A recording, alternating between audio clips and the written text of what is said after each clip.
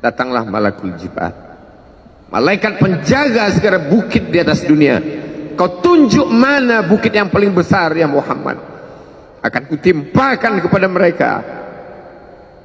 Hati yang luka biasanya akan marah, akan kecewa, tapi itu tidak terjadi pada Nabi Muhammad sallallahu alaihi wasallam. Tapi api itu tidak pernah padam. Kalau dia padam, maka berakhirlah dakwah Islam. Dia terus bergelora, dia terus menyala, dia terus membakar kemunafikan, membakar kemusyrikan, sampai akhirnya embargo pun tiba. Jangan ada yang mau bergabung dengan kelompok Muhammad sallallahu alaihi wasallam. Jangan ada yang mau berkirim makanan, jangan ada yang mau berdagang, jangan ada yang mau menjalin transaksi. Mereka ingin membunuh secara perlahan-lahan. Jangan beli produknya, jangan duduk bersamanya, jangan berteman dengan dia. Kenapa kamu mau berfoto dengan dia? Kenapa kamu mau bergambar dengan dia? Kenapa kamu masih mau mendengar ceramah dia? Adakah orang yang mengalami hal itu hari ini?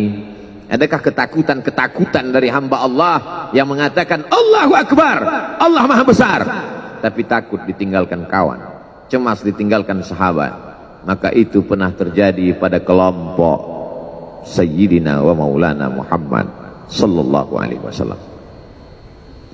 Kalau pembunuhan karakter tidak berhasil, maka ada yang lebih dahsyat daripada itu. Mereka tawarkan dunia beserta isinya. Wallahi, demi Allah wahai paman, demi Allah wahai Abu Talib, law wada'u syamsa fi yamini wal qamara fi yasari, andai mereka letakkan matahari di tangan kananku, bulan di tangan kiriku, ala atruka hadzal amr, supaya aku tinggalkan dakwah ini, aku tidak akan meninggalkannya. Bujuk rayu mulai tiba. Itu terjadi pada diri Nabi Muhammad sallallahu alaihi wasallam. Kalau kau tidak mempan dimusuhi, kalau kau tidak mempan dirangkul, kau akan dipukul. Kalau kau tidak mempan dipukul, kau akan dirangkul. Berbagai macam cara, dari mulai yang paling keras sampai yang paling lembut, dari mulai yang paling lembut sampai yang paling keras, sampai akhirnya tempat bergantung itu hilang, lenyap, musnah. Ada dua tempat bergantung, saudara kandung ayah Abu Talib. Mereka tidak mengusiknya karena dia keponakan Abu Talib. Abu Talib anak Abdul Muttalib, Abdul Muttalib anak Hashim, Hashim anak Abdi Manaf, Abdi Manaf anak Qusay, Qusaylah pendiri Darun Nadwah. Mereka keturunan darah mulia dari Adnan. Adnan menerima tetesan darah dari Ismail. Ismail anak kandung Ibrahim alaihissalam. Jangan ganggu dia, karena dia keponakan Abu Talib. Masih ada backing. Tapi Allah ingin agar hati itu tidak bergantung kepada manusia. Dia buat Abu Talib meninggal dunia. Masih ada lagi tempat bergantung. Dia yang dulu ketika kedinginan datang, dia yang menyelimuti. Yang dulu ketika ketakutan datang, dia yang menenangkan. Dia datang menemui Waraqah ibnu Naufal. Waraqah berkata, Namus, malaikat yang pernah datang kepada Ibrahim, yang pernah datang kepada Musa, yang pernah datang kepada Isa, sekarang dia datang kepada suamimu. Katakanlah, jangan takut, jangan cemas. Kalau nanti sampai masanya dia akan diusir dari kampung halamannya, aku orang pertama yang akan membelanya. Karena begitu yang kutemukan dalam kitab-kitab suci yang kubaca, kata Waraqah bin Naufal. Hari itu juga tempat bergantung itu patah. Khadijah menghadap Allah subhanahu wa ta'ala.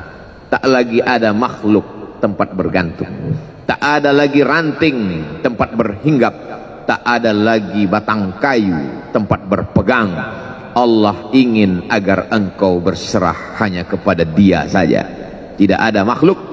Bersandar kepada makhluk akan kecewa, bersandar pada kayu yang rindang akan tumbang, bersandar kepada benda akan binasa, bersandar kepada sahabat akan berubah menjadi musuh. Bersandarlah kepada Dia, Hayyun Maha Hidup, la yamut, Dia tak pernah mati. Bersandarlah kepada Dia, Al-Aziz yang Maha Perkasa, Al-Jabbar yang Maha Berkuasa. Itu yang diinginkan Allah dari sosok Sayyidina wa Maulana Muhammad sallallahu alaihi wasallam. Dia pergi. Sengaja dia pergi berjalan kaki. Karena kalau dia pergi menunggang unta, mereka sudah mengintai. Dia pasti lari. Dia akan pergi ke tempat yang jauh. Sengaja dia pergi berjalan kaki. Lalu kemudian dia pun sampai ke suatu tempat. Dia berharap mereka adalah orang-orang yang lembut akan yang menerimanya. Tapi dia tidak diterima dengan tala'al badru alaina. Dia tidak diterima sebagai ahlan wasahlan. Ahlan, keluarga, kau datang kami sambut sebagai keluarga. Sahlan, mudah, kau datang urusanmu mudah. Ahlan wasahlan. Tapi dia tidak dianggap sebagai keluarga. Dia tidak dianggap sebagai sahlan. Dia dianggap sebagai musuh. Dia dilempar dengan batu. Dia dilempar dengan kayu. Dia dilempar dengan tulang onta. Apa yang dia lakukan? Dia bersembunyi di balik bukit. Dia angkat kedua tangannya. Ilaika ashku dha'fa quwwati. Kepada engkau saja aku mengadukan kelemahanku. Wa qillata hilati, ketidakberdayaanku. Wa hawani bainan nas, aku hina di tengah mereka. Kalau dulu aku ada tempat bergantung, ada tempat bersandar, ada tempat mengadu, hari ini hanya engkau saja ya Allah. Datanglah malakul jibal, malaikat penjaga segala bukit di atas dunia. Kau tunjuk mana bukit yang paling besar ya Muhammad, akan kutimpakan kepada mereka. Hati yang luka biasanya akan marah, akan kecewa, tapi itu tidak terjadi pada Nabi Muhammad sallallahu alaihi wasallam. Apa yang dia katakan? Asallah an yukhrij min aslabihim man ya'budullaha wa la yusyrika bihi syai'a. Ya Allah, keluarkan dari tulang sulbi mereka, keluarkan anak cucu mereka yang akan menyembah engkau. Tidak ada satupun yang akan mempersekutukan engkau di atas muka bumi ini. Doanya dikabulkan, hatinya susah, pikirannya kacau, tapi lidahnya tidak berkata-kata kasar. Dia doakan agar anak cucu mereka menyembah Allah.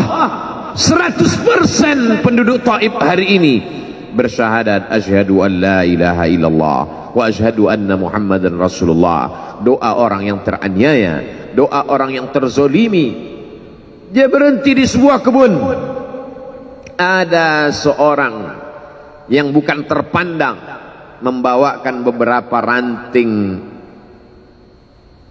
anggur sebagai pelipur lara, penghilang haus, pelepas dahaganya. Ketika anggur itu akan masuk ke mulutnya, dia berkata Bismillahirrahmanirrahim, atas nama Allah. Maka hamba sahaya miskin, susah, melarat, perantau yang tak punya apa-apa itu heran. Apa yang kau ucapkan? Bismillah. Kau sebut nama Allah ya. Tidak ada satupun orang di kampung ini kalau makan menyebut nama Allah. Siapa engkau? Aku Nabi yang diutus Allah subhanahu wa ta'ala. Berarti engkau sama dengan orang yang dulu pernah berada di kampungku. Engkau dari mana? Aku dari Ninawi. Ninawi ya. Di sana ada saudaraku, kata Nabi Muhammad sallallahu alaihi wasallam. Di sana ada saudaraku namanya Yunus bin Matta. Yunus bin Matta adalah saudaraku. Sama-sama hamba yang diutus Allah subhanahu wa ta'ala. Dia juga diingkari oleh kaumnya. Dia masuk ke dalam lautan, ditelan seekor ikan dalam 3 kegelapan. Gelapnya tengah malam, gelapnya lautan, gelapnya perut ikan. Dia berserah kepada Allah. La ilaha illa anta subhanaka inni kuntu minal zalimin.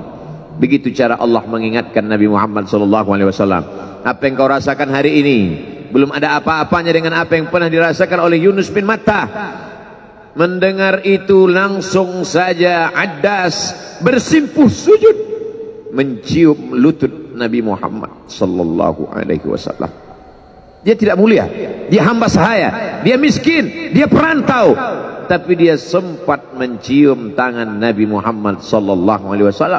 Dia sempat menghilangkan dahaga dari leher Nabi Muhammad sallallahu alaihi wasallam.